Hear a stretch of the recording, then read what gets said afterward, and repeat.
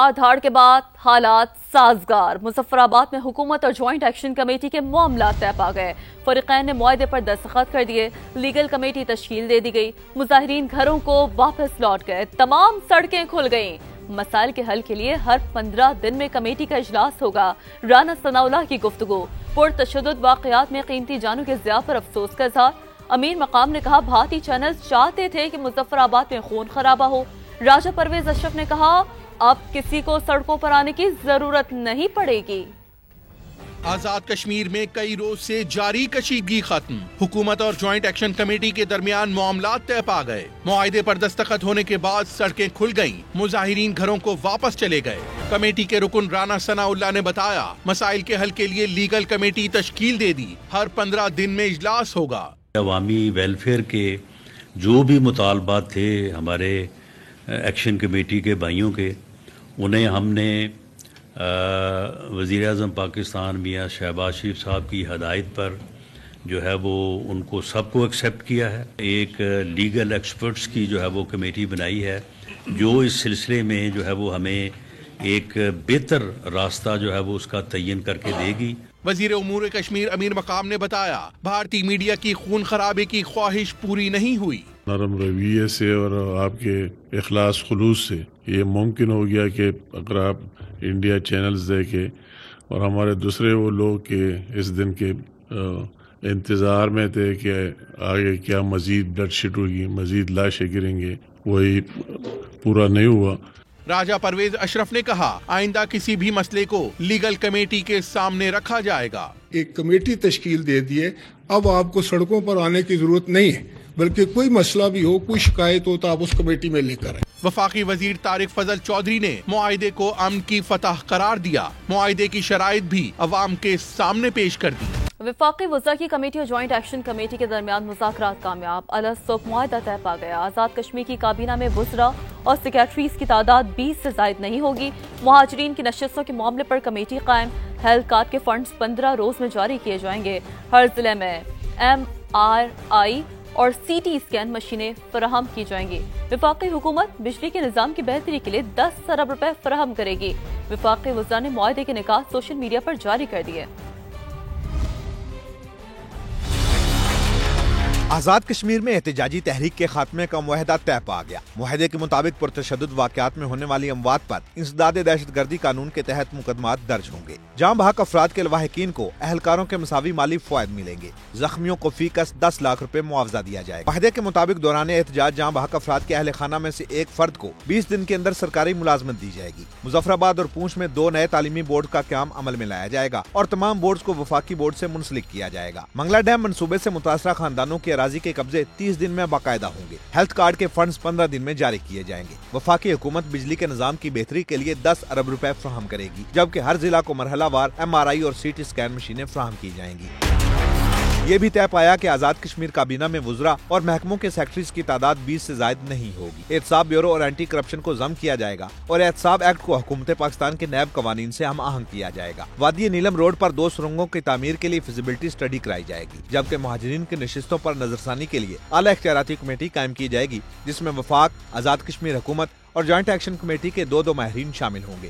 Committee کی حتمی report آنے تک موجودہ انتظام کے تحت ان MLAs کی مراعات، فنڈز اور حاصل رعایتیں معطل رہیں گی۔ معاہدے کے اضافی نکات کے مطابق بنجوسا، مظفر آباد، دھیر کوٹ اور دیگر علاقوں میں پرتشدد واقعات کی تحقیقات ہائی کورٹ کے جج پر مشتمل عدالتی کمیشن کرے گا۔ میرپور ایئرپورٹ کے ٹائم فریم کا اعلان رواں مالی سال میں متوقع ہے۔ جائیداد ٹیکس 3 ماہ میں پنجاب اور خیبر پختونخوا کے برابر کیا جائے گا، جبکہ واٹر اسکیم، اسپتالوں اور تعلیمی اداروں کے منصوبوں کے لیے فنڈز مختص ہوں گے۔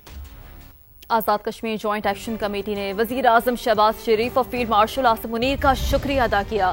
شوکت نواز میر نے کہا کہ ہم تمام معاملات خود حل کر سکتے ہیں، کسی بیرونی طاقت کو کچھ کہنے کی ضرورت نہیں۔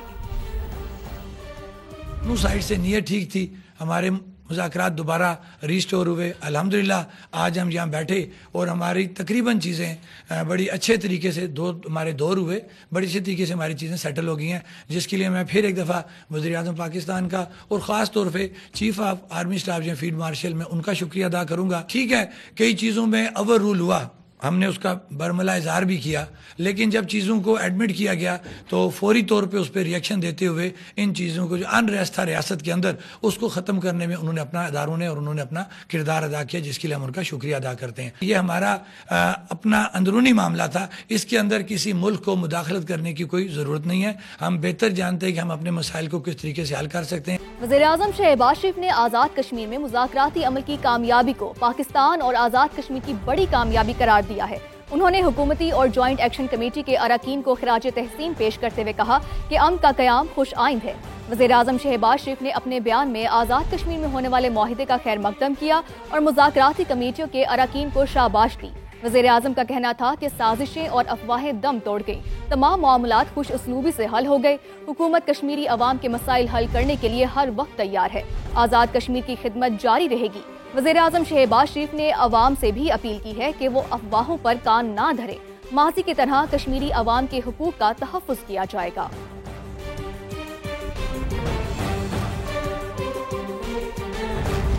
آگے بڑھیں اور آپ کو بتائیں کہ غزہ میں امن کی کوششیں رنگ لے آئیں۔ صدر ٹرمپ کے 20 نکاتی پلان پر حماس کا مثبت رد عمل آ گیا۔ مزاحمتی تنظیم کا کہنا ہے کہ تمام زندہ قیدیوں اور لاشوں کی واپسی کے لیے تیار ہیں، زمینی حالات سازگار ہونے پر تبادلہ ہوگا۔ غزہ کے انتظامی امور غیر جانبدار فلسطینی ٹیکنوکریٹس کو منتقل کریں گے۔ فیصلہ قومی اتفاق رائے اور عرب اسلامک ممالک کی مشاورت سے ہوگا۔ مکمل اسرائیلی انخلا سے پہلے ہتھیار نہیں ڈالیں گے۔ ثالثوں کے ذریعے فوری مذاکرات میں شامل ہونے پر رضامندی کا اظہار۔ غزہ کے مستقبل اور فلسطینی عوام کے حق خود ارادیت پر متعلقہ بین الاقوامی قوانین اور قراردادوں کی بنیاد پر بات چیت ہوگی، جس میں حماس بھی کردار ادا کرے گی۔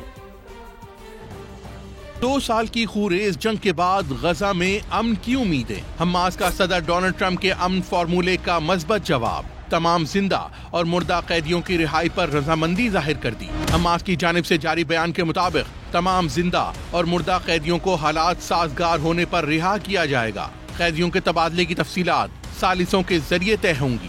غزہ کے انتظامی امور غیر جانبدار فلسطینی ٹیکنوکریٹ اتھارٹی کو منتقل کرنے پر اتفاق۔ اتھارٹی کا قیام قومی اتفاق رائے اور عرب اور اسلامی ممالک کی حمایت سے عمل میں آئے گا۔ انتظامی امور میں ٹونی بلیئر کے کردار کو مسترد کیا گیا۔ غزہ کے مستقبل اور فلسطینی عوام کے حق خود ارادیت کے فیصلے بین الاقوامی قوانین اور قراردادوں کی بنیاد پر طے کیے جائیں گے، جس کے لیے متحدہ فلسطینی فریم ورک قائم ہوگا، جس کا حماس بھی حصہ ہوگی۔ حماس کا مکمل اسرائیلی انخلا سے پہلے ہتھیار ڈالنے سے انکار۔ الجزیرہ کو انٹرویو میں حماس رہنما موسیٰ ابو مرزوق نے کہا، غزہ سے مکمل اسرائیلی انخلا سے پہلے حماس غیر مسلح نہیں ہوگی۔ حماس نے امن کے قیام اور فلسطینیوں کی جبری بے دخلی روکنے کے لیے امریکی صدر ڈونلڈ ٹرمپ اور عرب اسلامی ممالک کی کوششوں کو بھی سراہا۔